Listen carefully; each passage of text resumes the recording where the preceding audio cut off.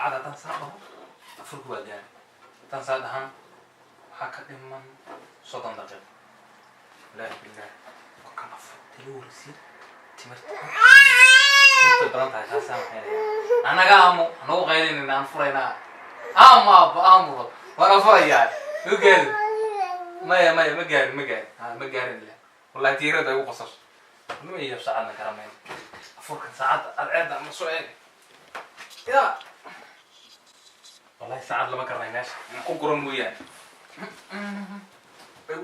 degant ya ma gaarin belle horiya saacadu dheer ana ka baaqna ku bilaaba kino risiya taw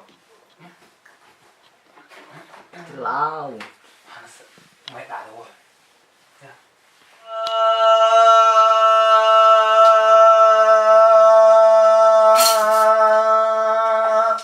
Angkat kerop kemadaye. ya Anak. Sama aku dah